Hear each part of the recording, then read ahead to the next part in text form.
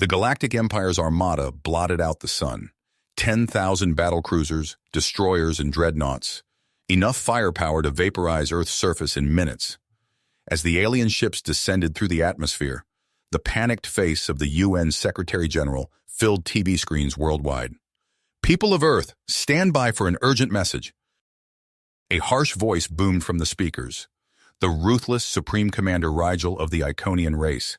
Pitiful humans, your planet and primitive civilization now belong to the Galactic Empire. Surrender immediately or face annihilation. He smirked as he eyed Earth's tiny defensive fleet. As if your puny ships could threaten us, we outnumber you 1,000 to 1. In hidden underground bunkers, Earth's top scientists and engineers worked feverishly to crack the faster-than-light travel code, humanity's last hope. Only an FTL fleet could challenge Iconian supremacy. Meanwhile, an elite team infiltrated the Empire to sabotage them from within. Dr. Cooper, Earth's chief strategist, stared hard at the star maps, planning, scheming. To defeat this technologically superior foe would take every ounce of human ingenuity, courage, and resolve. The Empire thought Terrans weak and divided. Cooper aimed to prove them wrong. He clenched his fists as he studied the invaders' fleet dispositions, seeking vulnerabilities to exploit. The Iconians would soon learn the depths of human determination and resourcefulness. When pushed to the brink, humans always found a way. This time would be no different, or so Cooper prayed, for the sake of Earth and the galaxy. In the depths of a fortified command center, Walter Cooper hunched over a holographic display, his brow furrowed in concentration. Lines of code scrolled past, reflecting off the lenses of his glasses. His team of brilliant minds worked in hushed intensity around him, each focused on their piece of the FTL puzzle. Cooper's eyes flicked to a monitor displaying a live feed from the Oval Office. President Thompson sat across from Supreme Commander Rigel, his face a mask of strained composure as the alien warlord loomed over him. Cooper couldn't hear the words exchanged, but he could read the body language. Thompson playing the part of the cowed supplicant, Rigel's posture radiating arrogant triumph. The scientist's lips pursed. If only the Iconian knew what the humans were really up to right under his nose. Thompson was buying them precious time, each second of delay bringing them closer to the breakthrough that could save Earth. Cooper turned his attention to another screen, this one showing a nondescript Iconian technician working aboard an enemy vessel. But Cooper knew that beneath that disguise was Jack Reese, Earth's most skilled infiltrator. Reese's data stream flowed across the display. Schematics, technical readouts, fleet movements. The information was their lifeline, the key to finding chinks in the Iconian's armor. A sudden flurry of activity on Reese's feed drew Cooper's focus. A squad of Iconian soldiers marching past, their movements hurried and purposeful. Cooper's stomach tightened. Had Reese been discovered? But no, the infiltrator continued his work, unperturbed. False alarm. Cooper released a slow breath. The danger was ever present, the risk of exposure growing with each passing day. Governor Zargon's surveillance net was tightening around them. Cooper could feel the noose of Iconian oppression cinching tighter. On the main display, a new cascade of data seized his attention. His team had found something, a glimmer of hope amidst the lines of code, the beginnings of an FTL equation, tantalizingly close, yet still maddeningly out of reach. Cooper leaned in, his pulse quickening. They were close, so close. And then a klaxon blared through the command center, jarring Cooper from his focus. On the Oval Office monitor, Rigel shot to his feet, his face contorted with rage as he jabbed a clawed finger at Thompson. The Supreme Commander's words scrolled across the screen.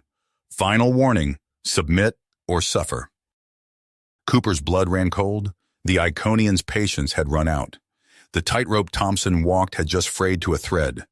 The countdown to Earth's reckoning had begun. Cooper spun to face his team, his voice ringing out over the chaos. You heard the alien.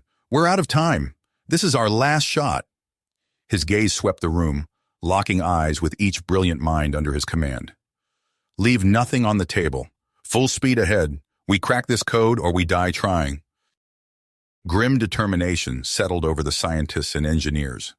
For Cooper, for Earth, there was no other choice. Succeed and they could forge a future free from Iconian tyranny. Fail, and that future would be ash. Cooper turned back to the displays, his focus laser-sharp, his purpose crystallized to a single imperative: crack the code, beat the clock, save humanity. No pressure. In the heart of the Rocky Mountains, Colonel John Hawkins surveyed the bustling command center of the newly formed human resistance. Dozens of soldiers and operatives worked at consoles, monitored communications, and pored over intelligence reports. The low hum of activity filled the air, a palpable energy born of desperation and perseverance. Hawkins strode through the controlled chaos, his presence commanding attention and respect. Battle-hardened men and women snapped to attention as he passed, their eyes filled with a mix of fear and hope. They knew the odds they faced, the might of the Iconian Empire arrayed against them. But they also knew that in Hawkins, they had a leader who would never surrender, never back down. The colonel entered a private communications room, sealing the door behind him. He activated an encrypted channel, and the haggard face of Walter Cooper flickered into view on the screen. "Cooper," Hawkins greeted, his voice gruff. "Tell me you have good news." The scientist pushed his glasses up his nose, his expression strained. "Some progress, Colonel. We've made breakthroughs in energy weapon design and stealth tech. I'm sending the schematics now." Hawkins nodded as the data streamed across his display. "My people can work with this. It's not the magic bullet we need, but it's a start." "Agreed," Cooper said. "But Colonel, there's something else. Our man on the inside, Reese, he's uncovered a new threat." Hawkins leaned forward, his brow furrowing. "Go on." "The Iconian High Council, they're sending inquisitors to Earth, elite agents tasked with rooting out any resistance. They're led by a real monster, goes by the name Zor-El." A muscle ticked in Hawkins's jaw. "Inquisitors, as if we didn't have enough to worry about." "Reese says they're already on the move. We need to be careful, Colonel. One wrong step, and they'll crush us before we even have a chance to fight back." Hawkins's eyes hardened with commitment. "Then we don't give them that chance. It's time to take the fight to the enemy." He rose to his feet, his mind already racing with plans and contingencies. "Keep working on that FTL drive, Cooper. It's our ace in the hole. In the meantime, my people will keep the Iconians busy. We'll hit them hard and fast, disrupt their operations, make them bleed." Cooper nodded, his face drawn but determined. "Understood, Colonel, and good luck. We're all going to need it." The screen went dark, and Hawkins allowed himself a moment to feel the weight of the task before him. The Iconians thought they could crush humanity beneath their heel. They were about to learn just how wrong they were. He strode from the communications room, his voice booming across the command center. "Listen up, we have a new mission. The Iconians are sending their attack dogs to sniff us out. I say we give them a scent to follow." Hawkins pointed to a map of Iconian supply lines and weapons depots. "We hit these targets hard and fast. We bleed them, disrupt their control. We show them that Earth is not theirs to rule." Unyielding commitment settled over the assembled resistance fighters. They knew the risks, knew that each mission could be their last, but they also knew that they were fighting for something greater than themselves, for freedom, for the future of their world. As the resistance prepared to strike, half a world away, Inquisitor Zor-El stepped off a transport ship onto the surface of the subjugated Earth. His cold eyes scanned the horizon, seeing not the beauty of the planet, but only the potential for treachery and rebellion. He would find these human dissidents wherever they hid. He would make them suffer for their defiance, and he would crush their pitiful resistance beneath the heel of the Iconian Empire, once and for all. The hunt had begun. Cooper's fingers flew across the holographic keyboard, his eyes darting between multiple screens. Lines of code scrolled past, each keystroke bringing them closer to the breakthrough that had eluded them for years. The air in the underground lab crackled with tension and anticipation. "We're close," he muttered, more to himself than to his team. "I can feel it." Suddenly, a flashing alert caught his attention. Cooper's breath caught in his throat as he scanned the incoming data. His heart raced as the implications became clear. "We did it," he whispered, then louder. "We did it!" The lab erupted in cheers as Cooper's team realized what had happened. Years of tireless work had finally paid off. They had cracked the code for faster-than-light travel. Within hours, Cooper was face-to-face with Colonel Hawkins via secure video link. The soldiers' eyes widened as Cooper explained their breakthrough and shared the prototype designs for FTL-powered spacecraft. "This changes everything," Hawkins said, his voice low and intense. "We need to move fast. The Iconians can't know about this until we're ready to strike." Over the next months, a secret shipyard took shape deep within the Arctic permafrost. Human resistance fighters worked alongside Cooper's scientists, racing against time to construct the first fleet of FTL-capable warships. Jack Reese's intelligence proved invaluable. His stolen Iconian tech specs allowed the engineers to integrate advanced alien systems into the human vessels, creating hybrid ships more powerful than anything Earth had ever seen. But their progress didn't go unnoticed. In her fortress-like command center, Inquisitor Zor-El poured over reports of unusual energy signatures and covert supply movements to the Arctic. Her cold eyes narrowed as she pieced together the puzzle. "Empress," Zor-El addressed the holographic image of Valyria. "I believe the humans are hiding a major project in the far north. Request permission to investigate with additional forces." Valyria's face twisted with paranoia. "Granted, crush whatever they're planning. I will not lose control of this miserable planet." As Iconian forces mobilized worldwide, Hawkins received word from his Arctic base. "Colonel, we've detected a massive buildup of enemy ships. They're coming for us." Hawkins's heart made. "Then we launch now. Ready or not, it's time to take the fight to them." In the icy shipyard, crews scrambled to prep the first wave of human FTL ships. Hawkins strode purposefully toward the lead vessel, dedication etched on his face. As he reached the airlock, a familiar voice called out. "Room for one more?" Walter Cooper asked, adjusting his glasses. Hawkins nodded, a ghost of a smile on his lips. "Wouldn't dream of leaving Earth's brightest mind behind." As the small fleet of sleek, hybridized warships rose from their hidden base, Iconian strike teams converged on the Arctic. But they were too late. The human vessels shot into the sky, their experimental FTL drives humming with power. In orbit, Supreme Commander Rigel watched in disbelief as unknown ships appeared out of nowhere, tearing through his fleet's formations. "Impossible," he growled. "What devilry is this?" The battle raged across Earth's orbit and beyond. Human ships blinked in and out of existence, striking with pinpoint accuracy before vanishing again. Iconian vessels, caught off guard by the new technology, fell in droves. Aboard the lead human ship, Hawkins and Cooper watched the tactical display with grim satisfaction. "It's working," Cooper breathed. "We're actually pushing them back." Hawkins nodded, but his eyes were hard. "This is just the beginning. Rigel won't take this lying down." As if on cue, a transmission crackled through the ship's speakers. Rigel's face appeared on the main screen, contorted with rage. "You think you've won?" the Iconian snarled. "This changes nothing. We will regroup, and when we return, we will reduce your pathetic world to ash." The transmission cut off abruptly. Hawkins turned to his crew, his voice steady despite the weight of what was to come. "You heard the alien," he said. "We've bloodied their nose, but the real fight is just beginning. Prep all ships for pursuit. We take this battle to their doorstep." As the human fleet prepared to make its first FTL jump beyond Earth's solar system, Cooper gazed out at the stars. For the first time in years, he allowed himself to feel a glimmer of hope. The fate of humanity now rested on the edge of a knife, balanced between annihilation and a future among the stars. Stars. The thrum of the FTL drives reverberated through the ship as they prepared for their first jump beyond known space. Suddenly, alarms blared across the bridge.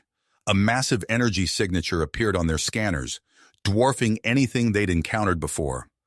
Supreme Commander Rigel's flagship emerged from hyperspace, flanked by the remaining Iconian battle group. Rigel's face filled the main view screen, his eyes blazing with barely held back fury. "Humans," he snarled, You have one chance to surrender. Lay down your arms immediately or face total annihilation. Colonel Hawkins stood firm, his lips pursed. We don't respond well to threats, Rigel. But as the standoff intensified, Walter Cooper pulled Hawkins aside. Colonel, he said in a low voice, this might be our only opportunity. If we can buy some time. Hawkins's eyes narrowed, but he nodded grimly. I hope you know what you're doing, Cooper. Within hours, President Thompson addressed the nation from a secure bunker. My fellow Americans, we have agreed to a temporary ceasefire with the Iconian Empire. This is not surrender, but a chance for dialogue. As part of the truce terms, Hawkins recalled the human FTL squadrons. Resistance cells across the globe stood down, their members watching the skies with wary eyes. Days later, a sleek Iconian diplomatic vessel touched down outside the United Nations building in New York. Admiral Vordrax, Rigel's second-in-command, strode down the gangplank. His cold, calculating gaze swept over the assembled human delegation. Let us hope, Vordrax said smoothly, that we can find a peaceful resolution to our misunderstandings. As negotiations dragged on, Cooper worked feverishly in the hidden Arctic shipyard. New FTL-capable vessels took shape, larger and more advanced than their predecessors. Meanwhile, Jack Reese's coded transmissions from deep within Iconian territory painted a grim picture. A massive armada was gathering, poised to strike Earth the moment the ceasefire ended. President Thompson paced in the Oval Office, the weight of the world on his shoulders. They're just buying time, he muttered. We need to act. Cooper's voice crackled over the secure line. Mr. President, the Second Fleet is ready, and I think I've found the perfect commander to lead it. Michael Aldrin stood before the assembled crews of Earth's new battle group, his youthful features belying the steel in his voice. Today, we make history. Today, we take the fight to the stars. As Vordrax droned on about trade agreements and cultural exchanges, Hawkins oversaw the covert evacuation of key personnel and resources. Entire communities vanished in the night, shuttled to waiting starships. The Iconian reinforcements arrived with little warning. Massive warships tore into real space, their weapons already charging. But Aldrin was ready. The second human fleet decloaked, catching the Iconians completely off guard. Aldrin's voice rang out across the comms. All ships, execute Plan Omega. Hit them hard, hit them fast. FTL-driven fighters blinked in and out of existence, their energy weapons slicing through Iconian shields. Larger human vessels unleashed salvos of missiles enhanced with alien tech. As the battle raged, Cooper's voice came through on a priority channel. Aldrin, the evacuation is complete. It's time. Aldrin nodded grimly. All ships, prepare for emergency warp egress. We're leaving Earth. In a blinding flash of light, the entire human fleet vanished, taking with them the hopes and dreams of their species. On the surface, Vordrax stared in disbelief at the suddenly empty negotiation table. His communicator chimed, and Rigel's enraged voice filled the room. Find them! I want every ship we have in pursuit. As Aldrin's flotilla pushed deeper into uncharted space, they knew the real battle had only just begun. Somewhere out there, a new home awaited, if they could stay one step ahead of the Empire's vengeance. The brilliant flash of FTL drives faded, leaving Aldrin's flotilla adrift in unfamiliar space. Silence hung heavy on the bridge as the reality of their situation sank in. Status report, Aldrin barked, his eyes fixed on the swirling nebula visible through the view screen. All ships accounted for, sir, his XO replied. But we're light years from Earth. No recognizable star patterns in range. Aldrin's eyebrows furrowed. They'd escaped annihilation, but at what cost? He activated the fleet-wide comm. This is Commander Aldrin. We've successfully evaded the Iconian Armada, but we can't stay on the run forever. We need a place to regroup and plan our next move. Days of careful scouting revealed a glimmer of hope. An oceanic world with a breathable atmosphere. As Aldrin's flagship descended through wisps of cloud, vast azure seas stretched to the horizon. Altair by, Cooper mused, studying readouts beside Aldrin. It's not much, but it'll have to do. The fleet touched down on one of the planet's few landmasses. As crews established a makeshift base, Aldrin convened his war council. "We're safe for now, but we lack the resources to stand against the Empire," he explained, gesturing to holographic projections. "We need to hit them where it hurts, their supply lines." A daring plan took shape. Within weeks, human FTL crafts struck Iconian outposts across the sector. They emerged from hyperspace, unleashed devastating barrages, and vanished before the enemy could respond. During one such raid, Marine Captain Sarah Chen led a boarding party onto an Iconian research station. Plasma fire filled the corridors as they fought their way to the main lab. "Surrender!" Chen shouted, weapon trained on a cowering figure in Iconian robes. "Please," the alien said, raising trembling hands. "I am Cal Navra. I no longer wish to serve the Empire." Back on Altair 5, Cooper's eyes widened as he pored over intelligence from Jack Reese. "The Empire's fracturing," he told Aldrin. "Our escape has inspired widespread unrest." A priority transmission cut through the chatter of the command center. On the main view screen, a young Iconian in an admiral's uniform appeared. "I am Caspian," he said, his voice firm despite obvious tension. "I've seen the brutality of Rigel's regime. If you'll have us, I offer the allegiance of my fleet to your cause." Aldrin studied the alien carefully before nodding. "Welcome aboard, Admiral." Altair Vive transformed. Massive construction platforms rose from the seas. Hybrid vessels took shape, melding human ingenuity with Iconian tech. Cal Navra worked tirelessly alongside Cooper, unlocking the secrets of advanced weaponry. In his fortress on the Iconian throne world, Supreme Commander Rigel seethed with rage. Reports of human raids and growing rebellion filled his war room. "Enough!" he roared, smashing a holographic display. "Gather every ship we have. We will crush this Terran Federation and remind the galaxy why we are to be feared." As Rigel's new armada assembled, Aldrin stood aboard the bridge of humanity's newest flagship. All around, a vast fleet of hybrid warships stood ready, human dedication fused with Iconian firepower. "Sir," his comms officer called out, "long-range sensors are picking up a massive hyperspace disturbance. They're coming." Aldrin's eyes narrowed as he gazed out at the assembled Terran Federation fleet.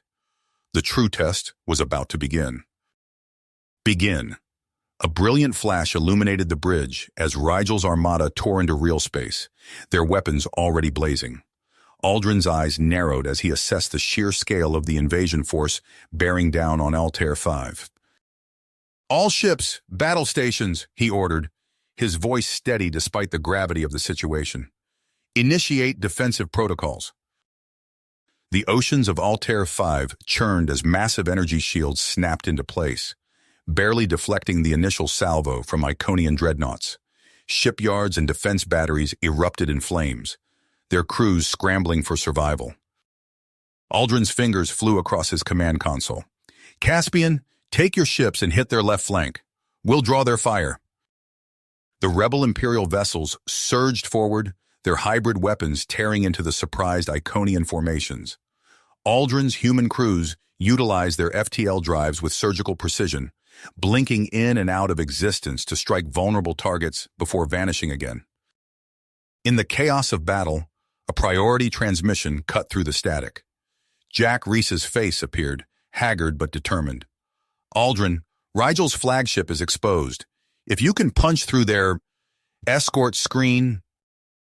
The feed cut off abruptly, but Aldrin had heard enough. "Caspian, form up on me. We're going after the big fish."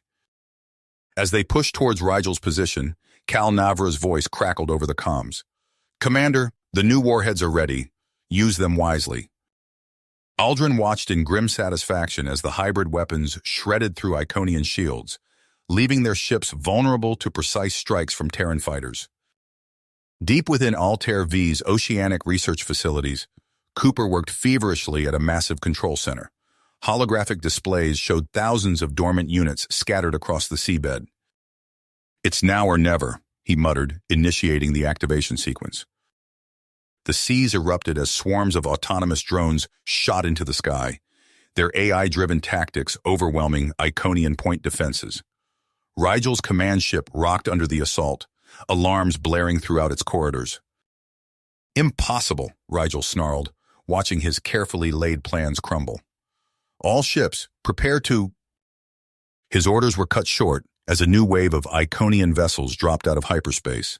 Admiral Vordrax's reinforcements had arrived. Aldrin's expression resolute as he saw the tide of battle shift once more. "All ships, fall back to evacuation points. We can't hold them here." As Terran vessels disengaged, Caspian's flagship moved to block Vordrax's advance. "Go," the rebel admiral transmitted. "We'll buy you time." Aldrin watched helplessly as Caspian's ship erupted in a brilliant explosion, momentarily blinding Vordrax's sensors. It was all the opening they needed. "Execute jump sequence," Aldrin ordered. "Leapfrog pattern, rendezvous at Cache Sigma 9. The Terran armada vanished in a series of staggered FTL jumps, leaving behind a battered Altair 5 and a furious Rigel. As they regrouped at the hidden supply depot, Aldrin addressed his assembled captains. "We've bloodied the Empire's nose, but this fight is a long way to go. Our next move is to rally support from worlds chafing under Iconian rule. We may have lost Altair 5, but we've gained something far more valuable: hope. Hope, the spark of rebellion." The words hung in the air as Aldrin's captains dispersed. Tenacity etched on their faces. Within hours, the Terran Federation fleet scattered across the stars, each vessel on a mission to rally support and gather resources. On the bridge of his flagship, Aldrin studied a holographic map of known space. "We need to hit them where it hurts," he muttered, eyes narrowing on key Iconian industrial centers. A priority transmission interrupted his thoughts. Jack Reese's face materialized, his expression grim. "Admiral, Rigel's response has been extreme. He's initiated a campaign of genocide against worlds sympathetic to our cause." Aldrin's fists tight. "We can't let this stand. Prep the warp strike teams." Days later, alarms blared through the Iconian shipyards orbiting Nexus Prime. Human vessels blinked into existence, their weapons already firing. Chaos erupted as Federation Marines teleported directly into vital control centers. Captain Chen led her team through smoke-filled corridors, plasma rifle at the ready. "Secure those databanks," she barked, gesturing to a bank of terminals. "And find me some high-value targets." In the aftermath of the raid, Aldrin stood before a group of shell-shocked Iconian prisoners. Among them, a slender female clutched two young, her eyes wide with fear. "I am Cal Navra's mate," she said, voice barely above a whisper. "Please, our children. They are gifted beyond measure." Aldrin's expression softened. "You'll be treated fairly," he assured her. "And perhaps you can help us end this war." Back at the hidden Federation shipyards, Cooper pored over the newly acquired Iconian tech. The young aliens worked alongside him, their insights proving invaluable. "With these advancements," Cooper explained to Aldrin, "we can push our FTL capabilities beyond anything the Empire has seen. And our AI development, it's progressing exponentially." As the Federation's strength grew, so too did the Empire's brutality. Rigel's face dominated vidscreens across conquered worlds, his eyes burning with fanatical zeal. "These human vermin and their sympathizers will be purged," he snarled, "by order of Empress Valeria herself." Admiral Vordrax strode through a sterile laboratory, observing rows of stasis pods. Inside each, a horrifically altered Iconian floated, cybernetic implants fused with mutated flesh. "Our Nemesis soldiers are ready, Supreme Commander," he reported. "They will be unstoppable." The galaxy became a tinderbox, erupting into open rebellion against Iconian tyranny. Aldrin's fleets struck with surgical precision, liberating world after world. But the cost was high, and for every victory, another system fell to Rigel's iron fist. In a hidden war room deep within Iconian space, Cooper and Hawkins finalized plans for their boldest gambit yet. "If we can cut off their capital," Hawkins mused, studying tactical projections, "we might just break their back." Caspian's rebel Iconian ships gathered in secret, their crews tense with anticipation. "This is our chance," the young admiral told his officers, "to reclaim our honor and end Rigel's madness." As Caspian's fleet erupted from hyperspace to engage the Empire's home defenses, Aldrin led the main Federation armada on a crushing offensive through Iconian space. World after world fell before their advance, Imperial resistance crumbling. The shipyards of Karnak loomed large in Aldrin's viewscreen, swarming with Rigel's last desperate defenders. A transmission crackled through. Rigel himself, his composure finally cracking. "You think you've won?" the Iconian leader snarled. "I'll see this sector burn before I yield to—" His words were cut short as alarms blared. On the planet's surface, a massive energy signature began to build. "Sir!" Aldrin's sensor officer called out. "They're powering up some kind of super weapon." Aldrin's mind raced. Everything they'd fought for hung in the balance. He opened a channel to all ships. "This ends now. All units converge on that energy source. Whatever it takes, shut it down." As Federation and Imperial ships clashed in the skies above Karnak, the fate of two civilizations teetered on a knife's edge. The skies above Karnak erupted in a dazzling display of weapons fire as Federation and Imperial ships clashed. Aldrin's voice rang out across the fleet channels. "All units, converge on that energy source. Whatever it takes, shut it down." As the battle raged, Aldrin's tactical display lit up with new information. "Sir, we're detecting vulnerabilities in their defensive grid," his sensor officer reported. "Their focus on the superweapon has left gaps we can exploit." Aldrin's eyes narrowed. "Relay targeting data to all ships. Hit them hard and fast."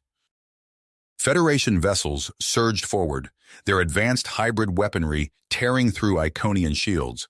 On the planet's surface, Federation strike teams materialized, engaging in fierce firefights to reach the superweapons control center.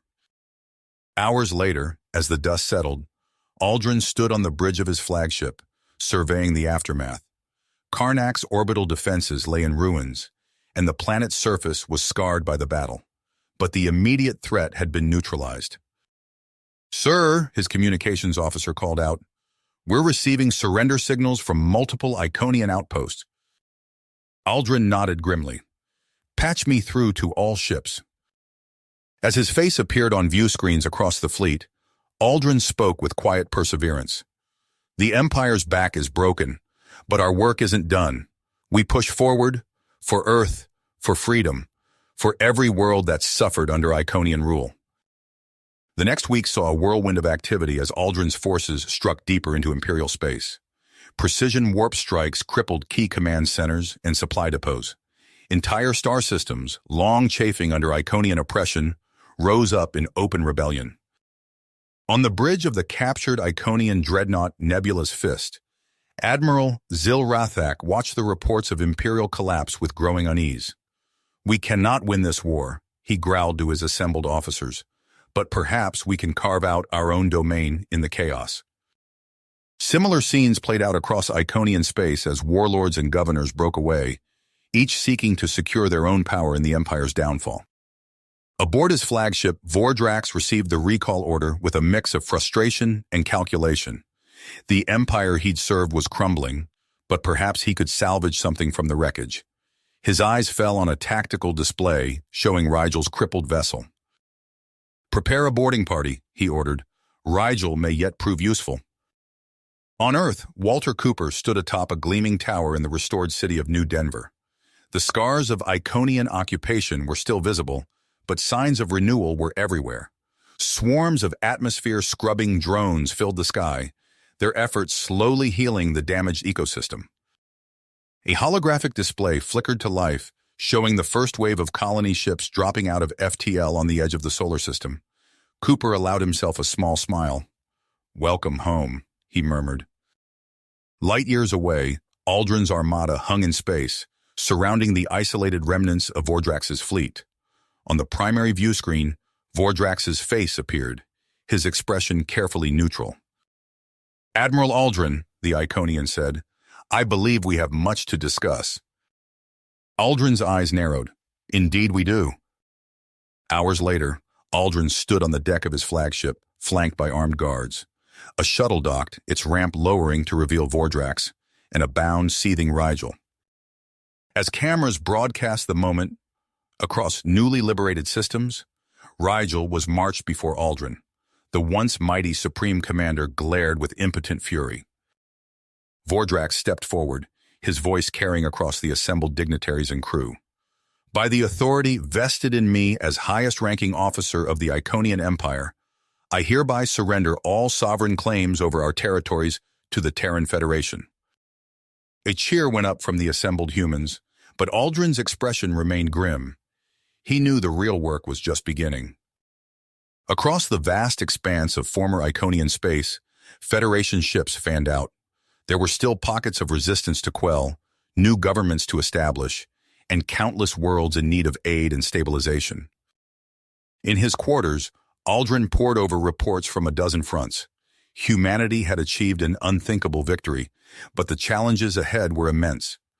As he prepared to address his officers, Aldrin allowed himself a moment of reflection on the long, brutal road that had led them here. The comm panel chimed, interrupting his thoughts. "Sir," his aide's voice came through, "we've detected unusual energy readings from the Centauri sector. You're going to want to see this." Aldrin's brow furrowed as he rose. Whatever lay ahead, humanity would face it together. Aldrin strode onto the bridge, his fist tightening as he absorbed the data scrolling across the main view screen. The energy readings from the Centauri sector pulsed ominously, a new variable in an already complex equation. "Analysis?" he demanded. His science officer shook her head. "Inconclusive, sir. The signature doesn't match anything in our databases." Aldrin nodded grimly. "Mark it as a priority for further investigation. Right now, we have more immediate concerns." The following weeks saw a flurry of activity as the Federation struggled to establish order across the vast expanse of former Iconian space. Aldrin found himself mired in an endless stream of reports, each one detailing a new crisis or complication. On Next Prime, a coalition of former Imperial governors had declared independence, their hastily assembled fleet engaging in skirmishes with Federation patrols. Aldrin dispatched Admiral Chen to quell the uprising, her task force jumping away in a burst of blue-white energy. Meanwhile, on the agrarian world of Harvest, decades of resentment erupted into violence as the newly liberated population turned on their former Iconian overseers. Aldrin watched the footage with a heavy heart, bloodied aliens fleeing through burning streets as human peacekeepers struggled to maintain order. "We're stretched too thin," Hawkins growled, studying a tactical overlay of Federation deployments. "If we commit more forces to peacekeeping, we leave ourselves vulnerable to counterattack." Aldrin's response was cut short as alarms blared. A priority transmission from Jack Reese materialized on the main view screen, his face haggard and bruised. "Admiral," Reese gasped, his voice barely audible over the sounds of weapons fire. "There's a loyalist insurgency forming. They call themselves the Purity Front. They're stockpiling weapons, planning to—" The transmission cut off abruptly, replaced by static. Aldrin's fist clenched as he barked orders to trace the signal. Before a rescue operation could be mounted, the Purity Front struck.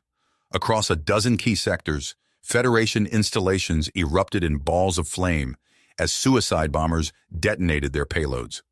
On New Terra, the newly established seat of the Galactic Federation, a massive explosion tore through the Senate chambers. Aldrin stood before the smoldering ruins, his uniform stained with ash and blood. President Thompson limped to his side, her face a mask of steadfast perseverance. "We need options, Admiral," she said quietly. "This cannot stand." In his lab on Earth, Walter Cooper pored over the data stolen from Karnak, his eyes feverish with inspiration. "It's possible," he muttered, fingers flying across holographic displays. "Risky, but possible." Days later, Cooper presented his plan to the Federation Council. The chamber fell silent as he outlined the details of his cultural recalibration program. "By altering key genetic markers," Cooper explained, "we can reshape the very foundation of Iconian psychology. No more inherent xenophobia, no more drive for conquest and subjugation." The council chamber erupted in heated debate. Ethical concerns were raised, dire warnings issued. But as reports of escalating violence poured in from across former Imperial space, desperation won out. Thompson's voice cut through the chaos. "We've come too far to lose everything now. Proceed with the program, Mr. Cooper." As Federation forces mobilized for a crushing counteroffensive against the Purity Front, Cooper's teams began their work. Planet by planet, the cultural assimilation spread, a process that would take generations to fully manifest. Aldrin stood on the bridge of his flagship, watching as the first wave of strike craft launched towards a Purity Front stronghold. The burden of command greatly troubled upon him, each decision carrying the weight of billions of lives. "All units," he transmitted, his voice steady despite the turmoil within. "Engage." You have reached the end of the story. If you enjoyed this story and want to support us, please leave a like and subscribe to our channel, and for every comment that says 88, I will heart every single one of them. Thank you for your time.